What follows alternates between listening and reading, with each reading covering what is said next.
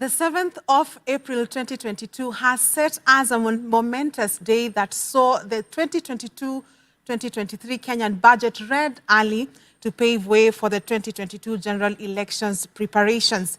Good evening and welcome to Newswatch, and thank you for choosing Hope TV, where you look and live.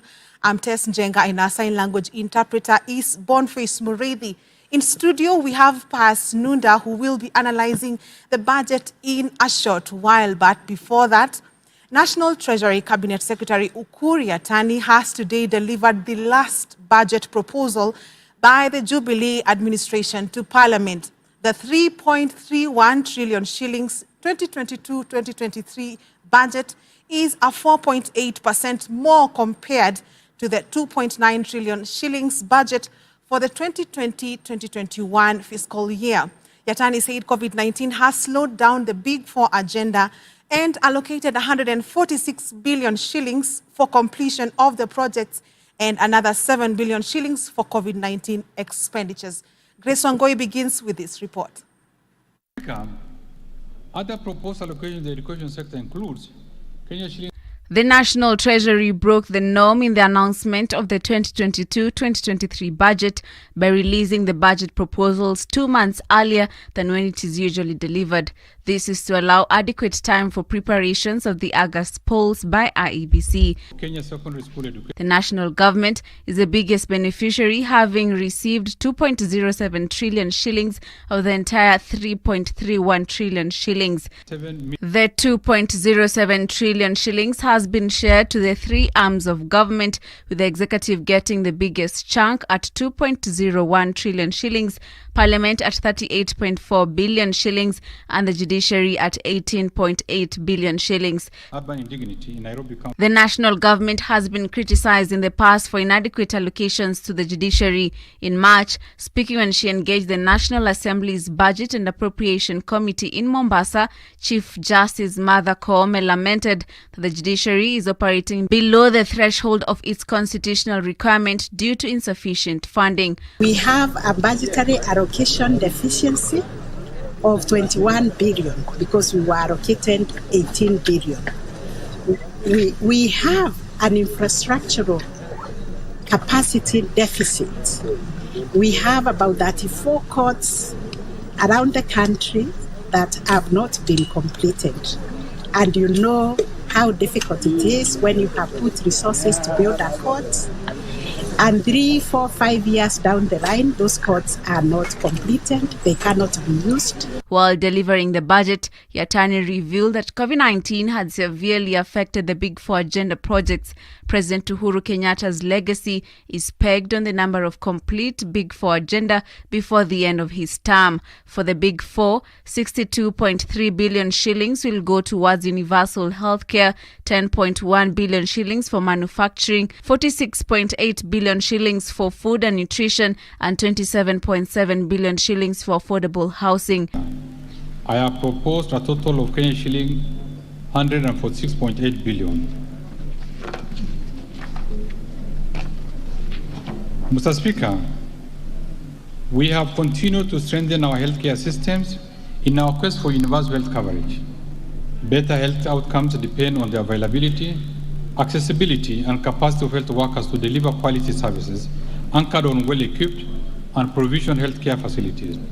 Towards this end, the government has implemented various initiatives laying ground for achieving the goal of 100% health insurance coverage. The Ministry of Education is the biggest beneficiary of the budget allocation, as it received 513 billion shillings. Of this, 294 billion shillings will go to the Teacher Service Commission, 15.8 to the Higher Education Loans Board, 91.2 billion shillings to university education, 2.5 billion shillings will go to recruiting teachers, 5 billion shillings for examination waivers for grade 6, 7 and 8, while 1.2 billion shillings will go into training of CBC teachers. 294.7 billion to Teachers Service Commission, Kenya shilling 91.2 billion for university education, Kenya shilling 15.8 billion to the Higher Education Loans Board, Kenya shilling 6.8 billion for Kenya secondary school education quality improvement project, and Kenya shilling 5.2 billion capitation for TVET students. Further, the Independent Electoral and Boundaries Commission, IEBC, has been allocated 27.1 billion shillings ahead of the August general elections. 0.2 billion for Grace Wangoi for TV Newswatch. While reading the budget for the financial year 2022-2023, Treasury Cabinet Secretary Ukur Yatani confirmed that Kenya's economy has grown by 155%.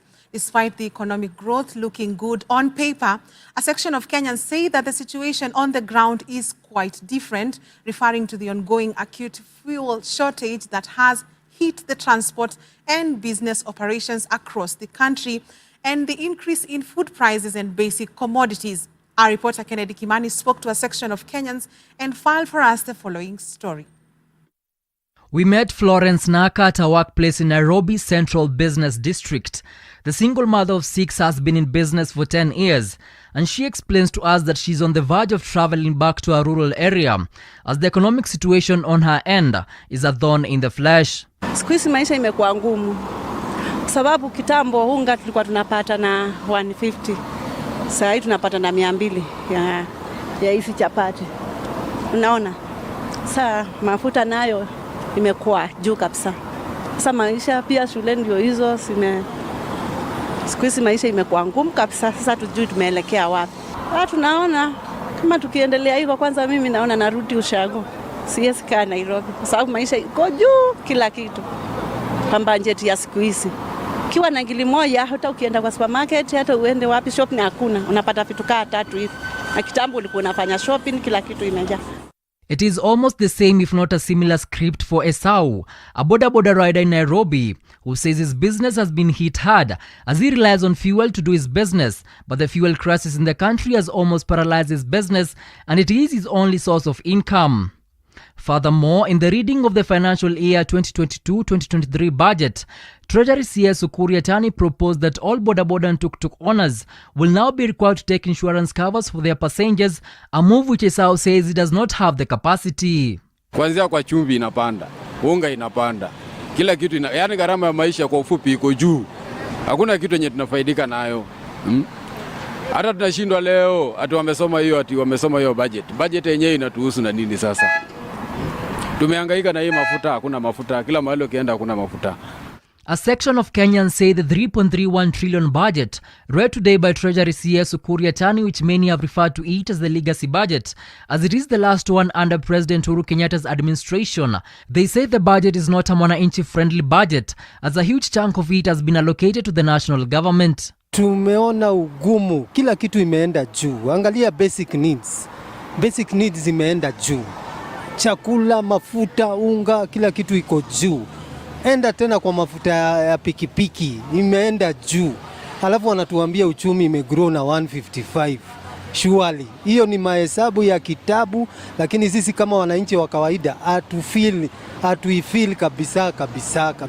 Uchumi ya Kenya imezorota sana juu kama mimi mtu wa biashara saizi, biashara iko chini, sio vile ilikuwa hiyo wakati ingine, hiyo mwaka zilizopita. Kwa ground ya budget, mimi naona ni kama bado kwa mwananchi wa kawaida tu bado maisha ingali ngumu, kwa sababu haijarudi nomo vile ilipokuwa hapo awali. Sikatai, kila kitu imeenda juu, maisha imeenda juu. Lakini mimi nikisema kwa maoni yangu, ile changamoto kubwa tunayo hapa Kenya ni tunapatia majukumu ya kutupa mawazo ambayo inasaidia Kenya. Most of them, they are not conversant kile kinaendelea huko chini, the ground. According to data by the Kenya National Bureau of Statistics, Kenya's inflation rate edged up to 5.6% in March 2022, from 5.1% in February, a spike attributed to a rise in the price of food, housing, water, electricity, gas, fuel and transport. In his budget, Yatani set aside 407.1 billion shillings for county governments, 370 billion shillings as equitable share, and 37.1 billion shillings as conditional allocations. Earlier on, there was drama outside Treasury buildings after an unidentified man was arrested for demonstrating over the high cost of living. We want food. The government should resign. Despite the Treasury CS Ukur Yatani stating that Kenya's economy has grown by 155%, a section of Kenyans are raising concern over the skyrocketing prices of basic food commodities, hoping that the status quo will change soon. Kennedy Kimani, Hope TV News Watch, Nairobi.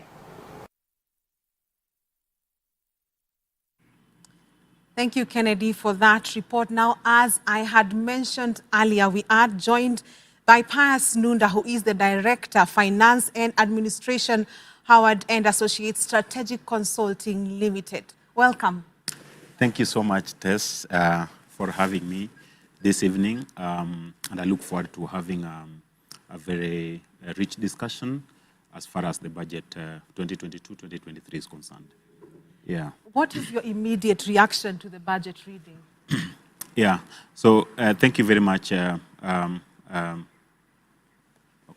Thank you very much, Tess. And as I've mentioned, the budget 2022-2023 comes in at a time where majority of Kenyans really, are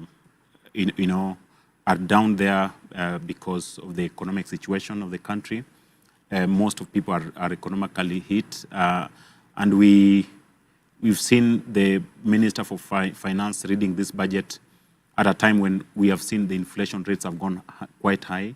The cost of the common commodities are quite on the skyrockets, and majority of Kenyans, of course, really expected the government today to be able to be very considerate, and more so in the area of taxation that has really made the prices of the common commodities really go high. Yeah, but of course, over and above, there are certain areas and some of the measures the government has taken just to be able to ensure that they respond to that kind of need. So do you think that Kenyans' expectations have been met by this budget?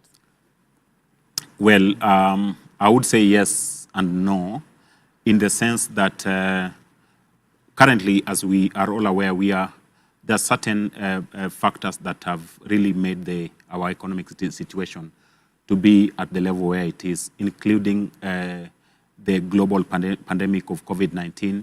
And we have seen the government trying to really mitigate such kind of situations. And some of those are, of course, beyond the government. We have also seen the budget being read at a time when the cost of fuel, and that fuel itself is not even available. The cost of fuel has also really gone up, and this is largely attributed to the global, economic meltdown, I would say so, also occasioned by, situations like the conflict between Russia and Ukraine. Such there's nothing much that the government can do. However, we have seen the government coming up with initiatives that would rather cushion the common Kenyan from the harsh economic situation. So I would say yes and no. And of course, going forward, we have seen the minister highlighting some of the tax measures that the government has taken just to be able to ensure that the prices of commodities really go up. Both, commodities that would be used directly for farm inputs, agricultural inputs, and of course in the area of manufacturing, that at the end of the day would have a net effect of increasing the cost of the commodities. Well, several sectors have received the lion's share, with about 544 billion Kenya shillings going to the education sector, 317 billion to the police force, 212 to the development and management of roads. What's your take on these allocations? Yeah. So the allocations, I would say, education sector, for instance, that has gone with the lion's share, it's coming at a time when the government is implementing the new curriculum, CBC. And of course, such transitions come at a cost. And so we have also seen that occasioned by the fact that the government has to ensure that we have quality training for the teachers who are going to ensure that curriculum is implemented favorably, including the putting up of infrastructure that will be able to support that kind of system.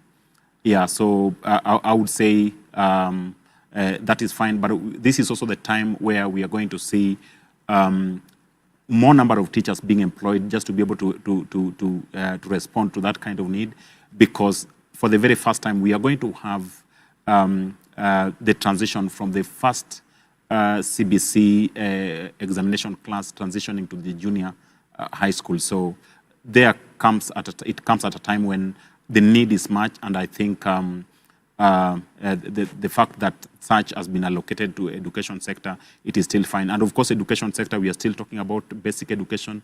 We are talking about TVET that right now is really coming to support the young people. We're also talking about higher education, science and technology that also, and that also will support the area of research. We also have help in there. Yeah, so education is quite a big sector. So I think that budget allocation is still fine. What we always say is that so long as the government comes up with policies and measures that will ensure that that kind of money that has been allocated there is used responsibly. We just saw the other time when the Minister of Education coming up, giving us quality assurance about the standards of the classrooms that have been put up for the purposes of the transition from CBCs to junior high school. So that is something that we must insist that we need value for money. Going to the other sectors like infrastructure, we have seen a lot. The Jubilee government has really spent a lot in terms of infrastructure improvement. And of course, with good infrastructure comes, it's an enabler of the economy.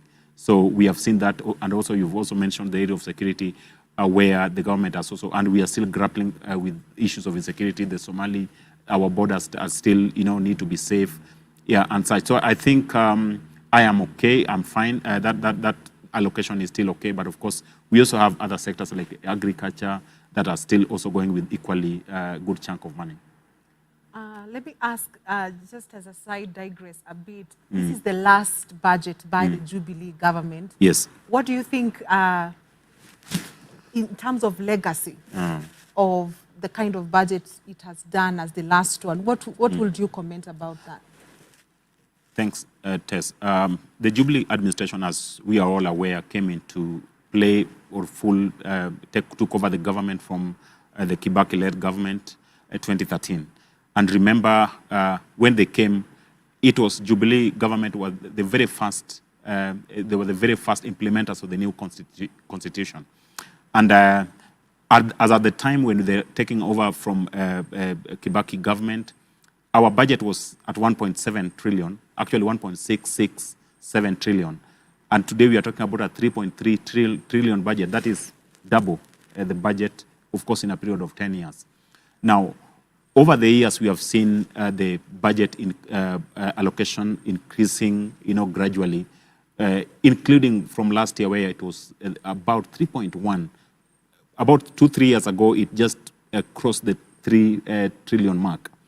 And of course, this is where everybody else was saying, fine, we are seeing the better chunk of that is going to the Big Four agenda. So in terms of legacy, I would say the Jubilee administration took a leap, what I would call a leap of faith, because they boldly picked on 4 key transformation agenda, what they were calling the Big Four agenda that is live and kicking up to today.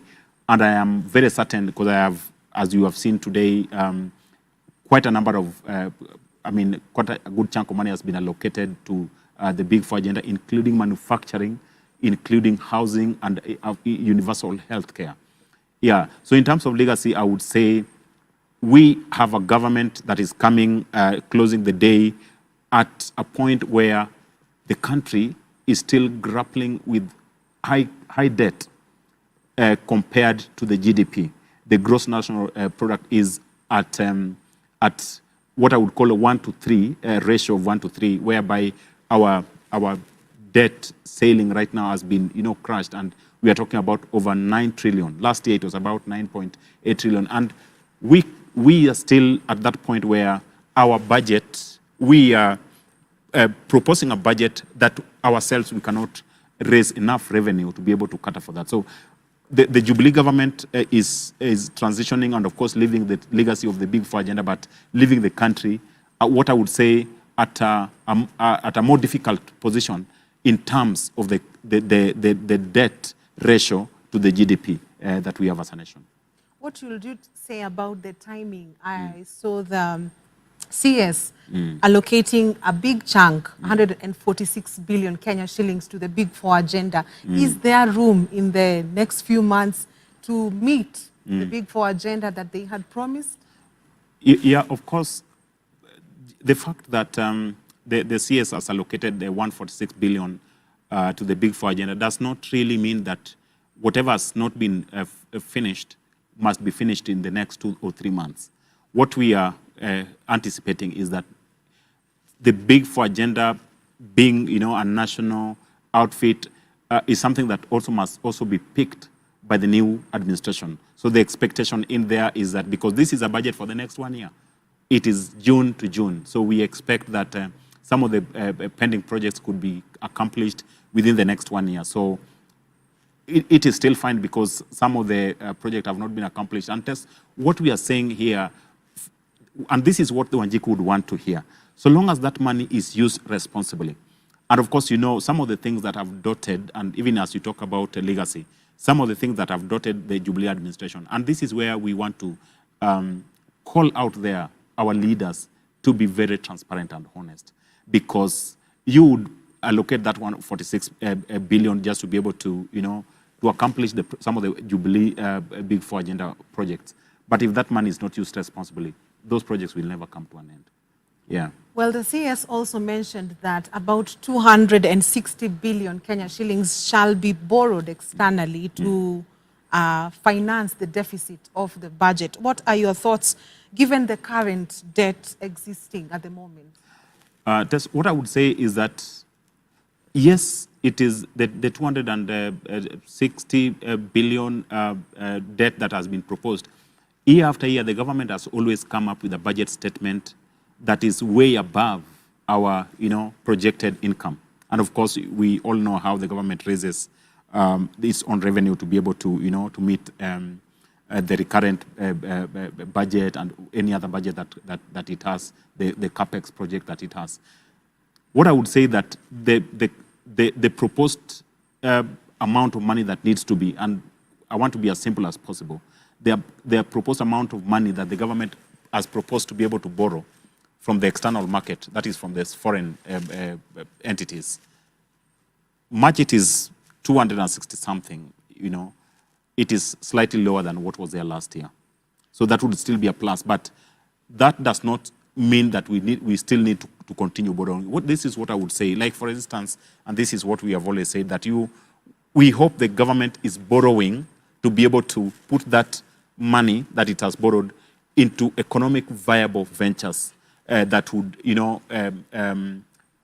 yield results. For instance, if that money is the same money that has been borrowed, for instance, that's money, for example, we are saying has been borrowed to, to fund education sector, for example. So if that money has been borrowed to fund education, can we see that money going into the education to the last cent?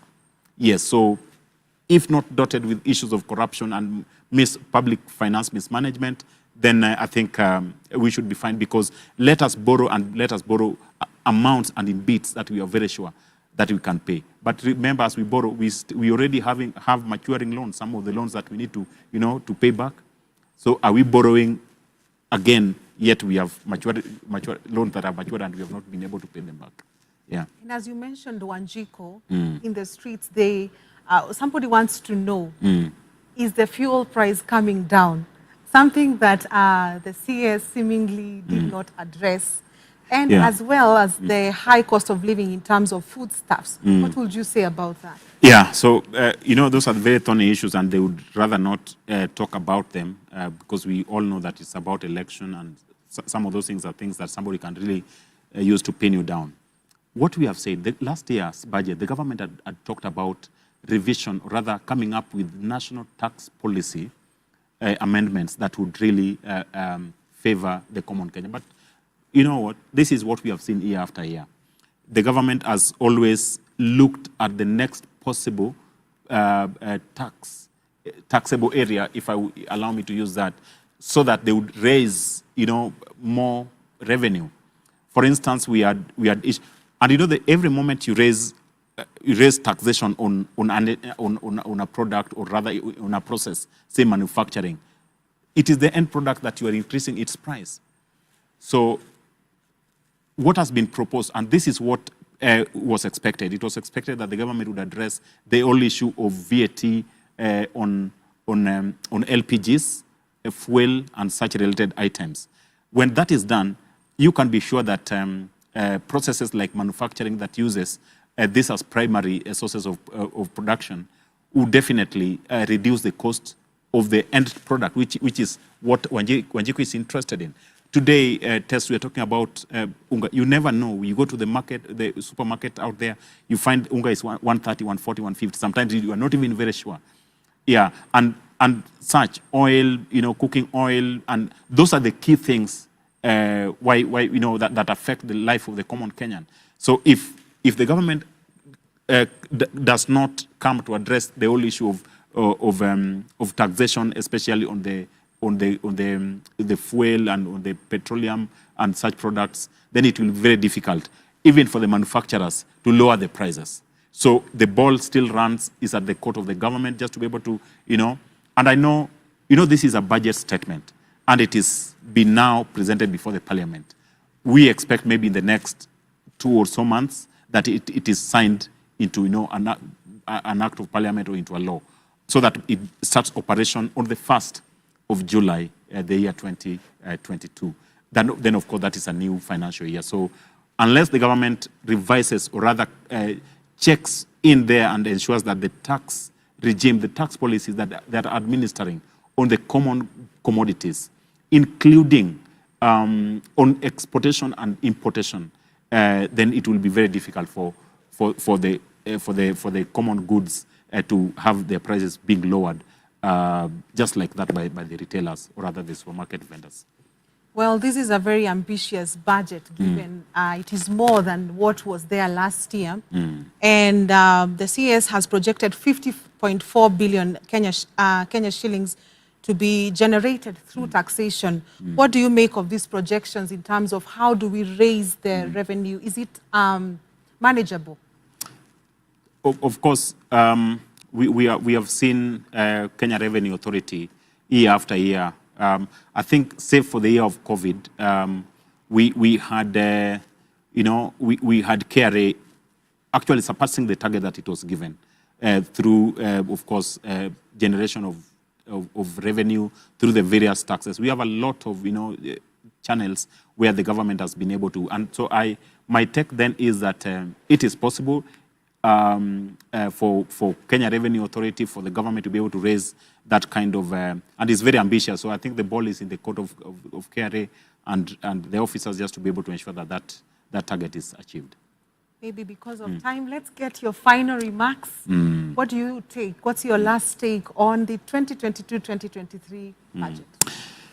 Yeah, so my take would then be, and again, one of the things that I did not mention is that, having mentioned that the Jubilee administration are the ones that ushered in the devolution, then it will be very important for us to dwell in there, because this is where, as a nation, we are going into the second phase of devolution administration, where we are having county governments. So then what I can confirm is that devolution has worked, and we just need. I've seen an allocation of about 370 billion there for the county governments. Maybe what we can say, because we have also seen cases where issues like corruption, mismanagement of public funds, being also reported at the county level. So this is where we call it out there and ensure that let Kenya government ensure that the money that has been allocated, where it is raised locally through whatever instrument, through whatever means, whether it is borrowed from the foreign markets, let that money be put into responsible places to be able to give, rather for service delivery to the common Kenya. What we are shunning is the runaway corruption. And if possible, if the government can also cut, because you cannot maintain the status quo of having ministers, having chase cars, and every other person, governors having chase cars, and yet your people don't have food on the table. If the government can ensure that we look afresh at the public the burden of the public debt, including the wages, the salaries, the allowances, the fuel costs, and even at a time, there's a time when we had our current president, when he was the Minister of Finance, he did away with the fuel guzzlers. We don't know what happened when he came over into government, when he took over as the president, because you could have probably said that this is what the president has done, in as much as, managing public debt is concerned. So this is where we are saying let both county and national governments, because we don't want cases where we have, suppliers, contractors, both at the county and national level, crying out loud that they have rendered services and those services can only be paid, and yet that money was allocated. So my take would be, let us shun corruption, let us ensure that the public funds are used responsibly. In the next 1 year, we will see the benefits of the money that has been allocated just to be able to ensure that our government runs smoothly. Well said, Tess Njenga. Thank you so much for making time for us. Yeah. That was Tess Njenga, who is the Director of Finance and Administration, Howard and Associates Strategic Consulting Limited. And on that note, let's take a break on Newswatch tonight. We will be back with much more news.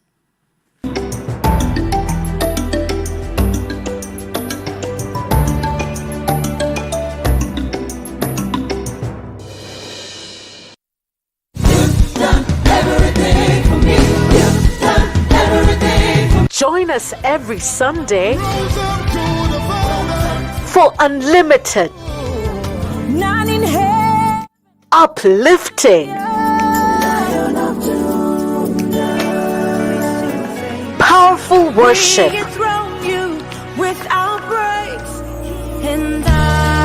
only on Extended Worship.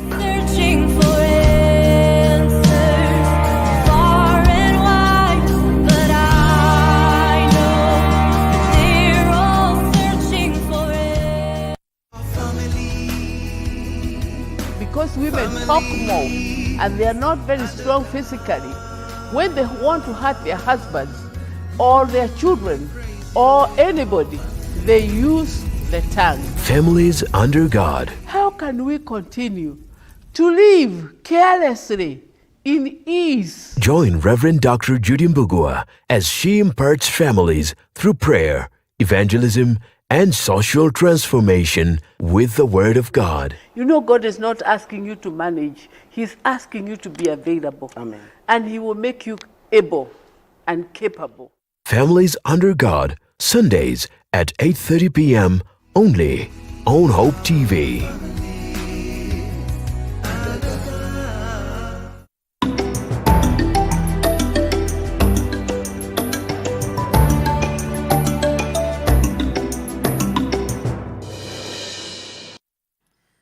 Welcome back. Let's continue with news. Didmas Otieko Makanda has been appointed as the new head of media over the Hope Media arm of the Christ is the Answer Ministries CITAM.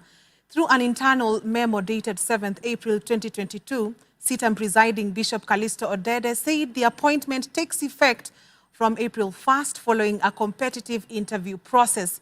Makanda, who has served in a local media firm, takes over from Henry Mahugu, whose term ended at the end of 2021. CITAM's Hope Media consists of Hope TV, Hope FM, Hope Recording Studio, Hope Creatives, and Hope Digital.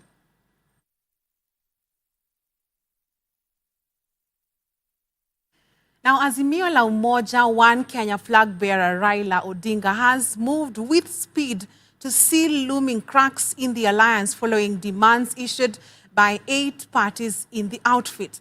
In a statement on Thursday, Raila's spokesman, Makau Mutua, said the Coalition Council, the top organ of Azimio, has been expanded to 11 members to ostensibly include more members who feel sidelined in the making of key decisions in the outfit.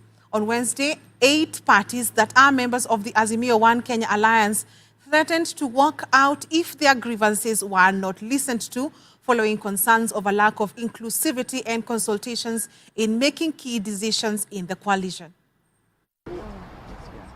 What they would call the smaller parties had come together to just look again at the document that has been signed before by Jubilee Party, by ODM Party, Wiper Party, and other parties. So that is what we went through, just to see what is it saying, so that we are not hearing somebody saying this is what we signed. We can read for ourselves, and that is what we have just been able to do this afternoon. And we have seen that it actually puts all of us in. All of us are in that document, and we are not coming in as alliances or caucuses. We are coming in as individual parties. So we look at it from what is Maendeleo Chap getting out of it, and what are you getting out of it? How will I be able to support you and support us? Can I trust the document that I am signing? Because that's what I want. And I'm hoping today I'll be able to see a document that I can sign. Lakini nikienda nikute hiyo document iko hivi hivi, I'll not sign. And then we look at the options.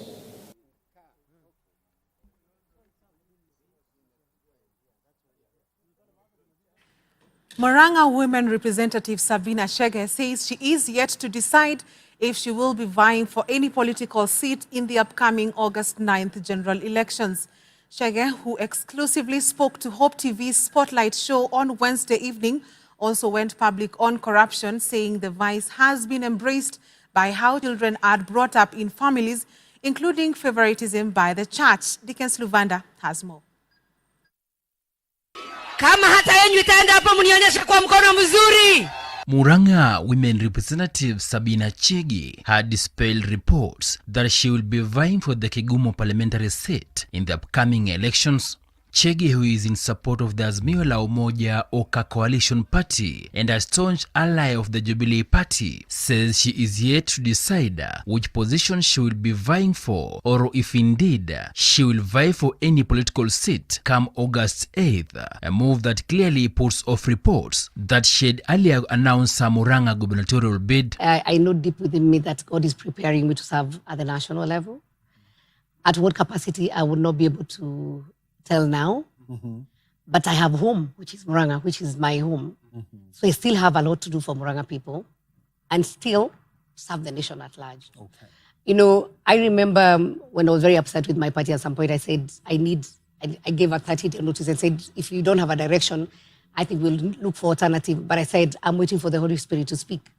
I am making a very tough decision, which is almost, I will make it public very soon. While appearing on Hope TV's Spotlight show on Wednesday night, where she challenged families and the church to lead in the fight against corruption, the lawmaker and former National Assembly Education Committee chairperson said the fight against graft may remain a fairy tale if guardians keep bribing their children for favors. Parents could pay for leakage of examination, then they go and get the same child, and the child know my mom or my father bought the exam for me and I knew what was in the exam before I did the exam. And then we celebrate them. So you are celebrating corruption, you are celebrating stealing of exam, and your child knows. So what kind of a person are you bringing up? Bottom line is that we must change our culture. Corruption, we can finish it in this country. It is possible. You know, because it's not, there's nothing called, and I want to say there's nothing called the government. Who is the government? It's the people. You have employed a procurement officer who also comes to your church. Who, if it's the one who says, I will craft this procurement so that it favors so-and-so or this company. She also took issue with the ongoing banditry attacks in parts of Rift Valley region, saying children from the regions have been deprived of their right to education and instead tasked with defending families, hence the rise in cases of banditry attacks. The last meeting we were in Okichogio, there was this huge group of men who started singing and they were crying. And I turned and I'm asking the leader that I was sitting next to, who understand the language, why are they crying? He says they're talking, and he's okay, they're talking about the war. So he said, what about the war? He said the Sudanese have attacked. And like, so what can we do? This one, we normally do it ourselves. So it became like a way of life. One of them told me, our women, our girls will not agree to marry us unless I go and raid and come back with cows. That's the only way I'll get a wife. You see, we must look at the leaders that we elected. Because I might not leave Murang'a and fully understand what is happening in Turkana. While appearing before the National Assembly Departmental Committee on Administration and National Security over the insecurity situation in the North Rift region on Tuesday, Interior Cabinet Secretary Dr. Fred Matiang'i majorly blamed the situation on politicians. In some of these areas of North Rift, for example, we have challenges. I have gone to meetings, Mr. Chairman, and my colleagues who are here can bear me out when I meet political leaders and they tell me that is the first time even they themselves are meeting. Which means there is some work that needs to be done by others, but we will stay the course. We are not going to give up on this matter. We are committed to doing it. We can see we are making progress. It has been tough and it's a challenging situation, but I promise the committee we can see light at the end of the tunnel and we'll sort this out. Sabina Chege is the founder and director of the Sabina Wanjuru Foundation for Mentorship and Awards Programs for Students under the foundation and the National Government Affirmative Action Fund in Murang'a County. Deacon Slovanda, Hope TV News. ANC party leader Musalia Mudavadi has slammed the Azimio la Umoja politicians who say the issue of fuel crisis has been caused by the situation in Ukraine, saying that if that was the situation, there would be no fuel in Uganda. Speaking during consultative meetings with aspirants in Ruaraka, Roysambu and Mathare areas, Mudavadi said the government is harboring a lot of information that does not add up. Mudavadi has asked the president to explain the situation.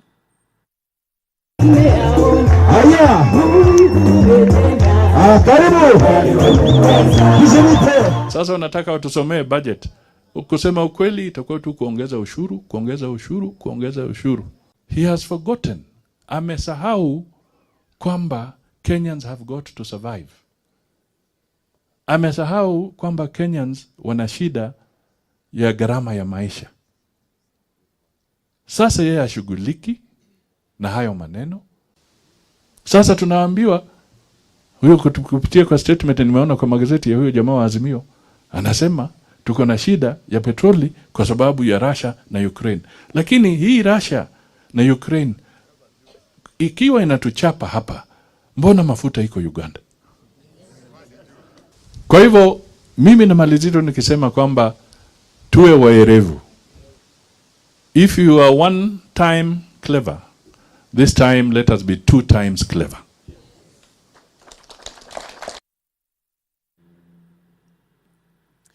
President Uhuru Kenyatta has commissioned an ultra-modern Kenya Defence Forces Regional Hospital, underscoring the government's commitment to improving the welfare of the country's security sector for better services to Kenyans. The state-of-the-art Isiolo Regional Hospital, with a capacity of 105 beds, is a level 4 facility that will address the healthcare needs of service personnel, their dependents, and veterans in the Upper Eastern region. Speaking during the launch at Isiolo Barracks in Meru County, President Kenyatta said the new hospital marks an important step in the healthcare reforms for the disciplined forces that are in tandem with the government's agenda on universal health coverage.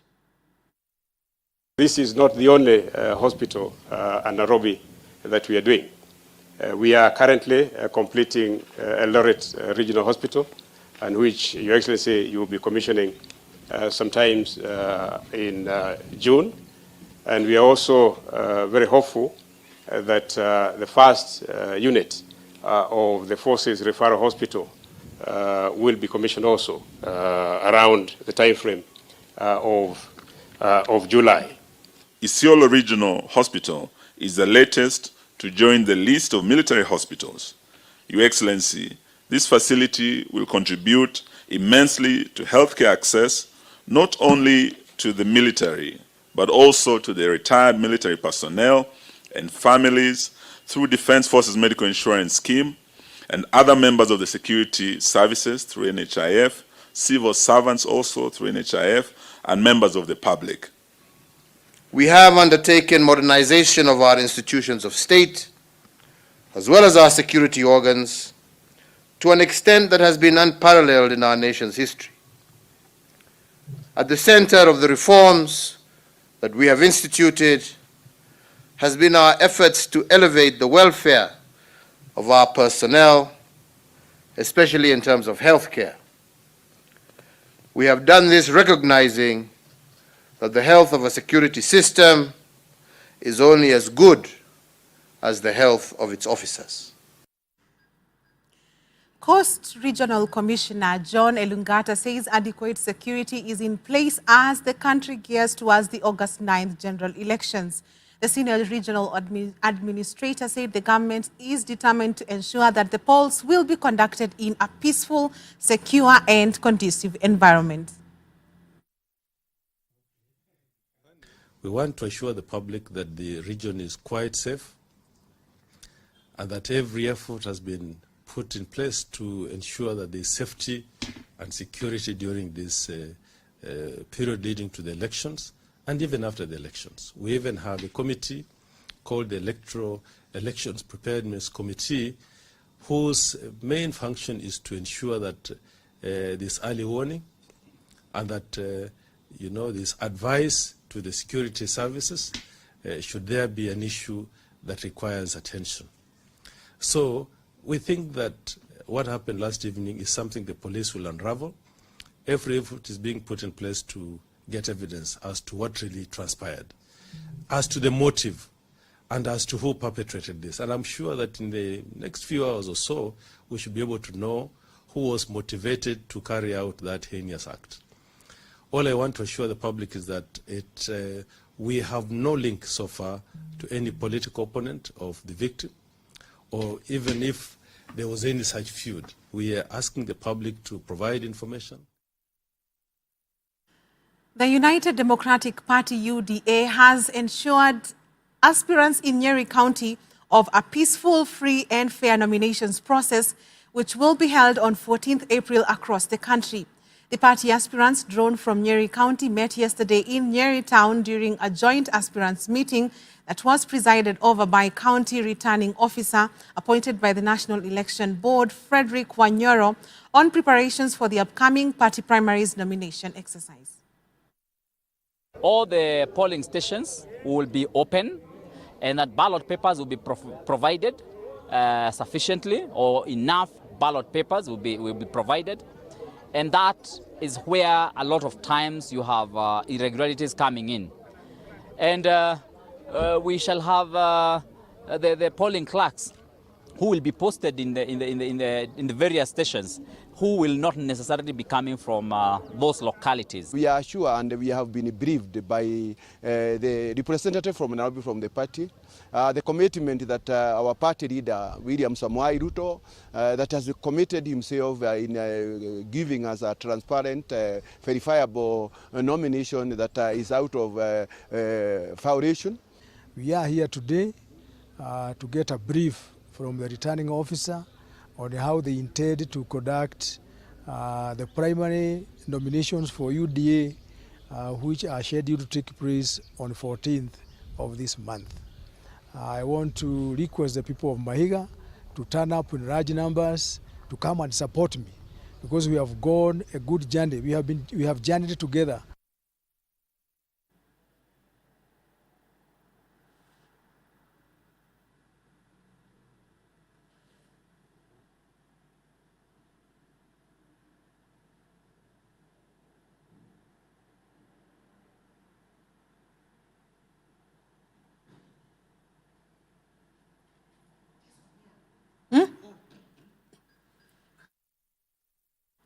My apologies for that delay. Nyandarua County Administration says it is committed towards constructing maternity wings at dispensaries spread across the county to help improve maternal health services. Governor Francis Kimemia says an increase in the number of the maternity centers will ensure mothers do not walk kilometers in search of skilled delivery. Speaking when he officially opened 2 maternity units at Kanjuri and Tumaini in Ol-Kalou sub-county, Kimemia said that the 2 will go a long way in ensuring that mother-child well-being was addressed in the area. Tuna launch Kanjuri Dispensary Maternity. Ni hospitali mpya, iko na vitanda mpya na huduma itakuwa mpya. Hapa ile hii ya Kanjuri ward wamekuwa na shida ya mama kujisaidia, sababu inabidi waende ya ndefu pahali parefu kugurika ama waende JM. Kwa hivyo kuna hii maternity imemalizika, iko na vitanda, madaktari wako, dawa ziko, na itakuwa ikihudumia kama watu 3,000. Itasaidia wamama wasiwe na shida kubebwa, na barabara bado hazijakuwa mzuri sana. Mashini ziko hapa zinatengeneza barabara, lakini bado distance ni kubwa sana, na tukipata pesa pia nitaweka ambulance hapa kabla mwaka kuisha. Nitaweka ambulance hapa ili pia wananchi hapa wakipata emergency itakuwa ni rahisi kusaidia mtu ambaye amepata complications katika hii health center. On that note, let's take our second break on News Watch tonight. Business news is on the other side of the break.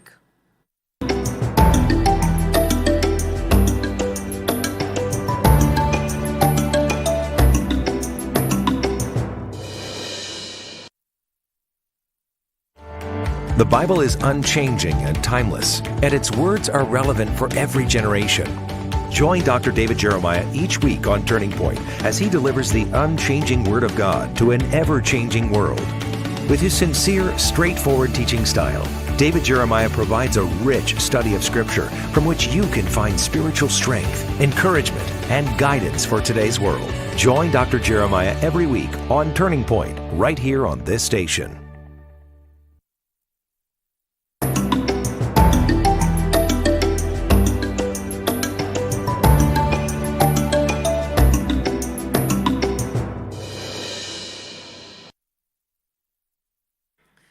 Welcome back. We are glad you're still with us. In business, the National Treasury has proposed a mandatory third-party insurance to cover and protect passengers in the event of an accident. Cabinet Secretary Ukur Yatani, while presenting the 2022-2023 financial budget, said all passenger-carrying motorcycles and three-wheelers dealers should obtain the insurance that cushions passengers. This will require legislators to amend the motor vehicle insurance rules to provide for the mandatory implementation of the proposal. The law currently only provides for owners of motorcycles and three-wheelers for non-public services like leisure purposes to acquire the third-party insurance.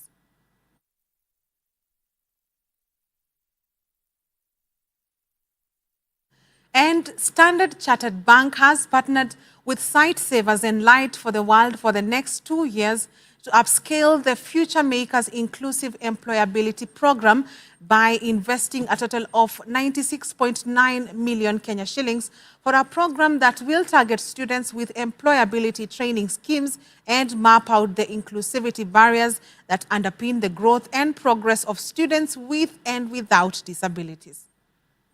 As a government, right now what we are doing, following the directives of His Excellency the President very recently in December, we are rolling out new registration system.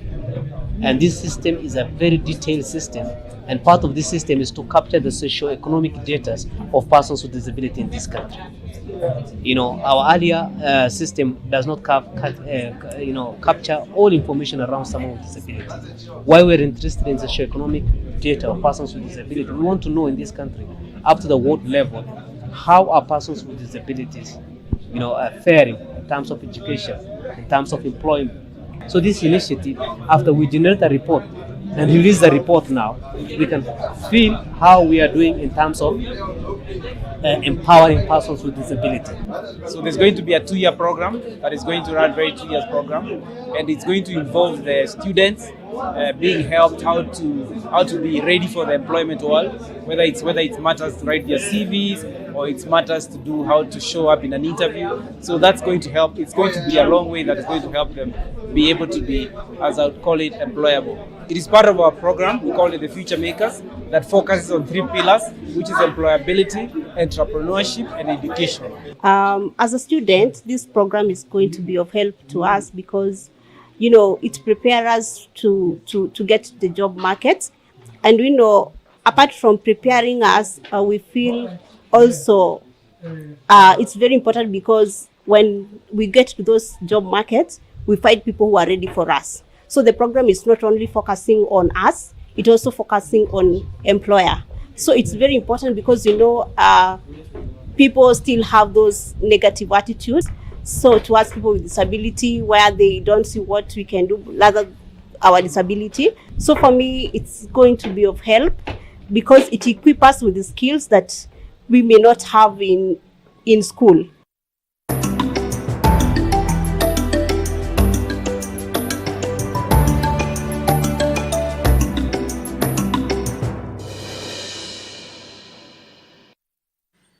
Karim Benzema scored a hat-trick, inspiring his side to a 3-1 victory over English side Chelsea in the first leg on Wednesday night, putting the Spanish side in firm control of the match ahead of the second leg. An error by Chelsea goalkeeper Eduard Mendy claimed his hat-trick just after halftime to put the Spaniards in control of the tie before Tuesday's second leg in Madrid. Elsewhere, Villarreal stunned 6 times European Cup winners Bayern Munich 1-0 win during the first leg of the Champions League quarter-final. Danjuma's only goal in the 8th minute gave Unai Emery's side a slender lead ahead of the second leg in Munich next Tuesday.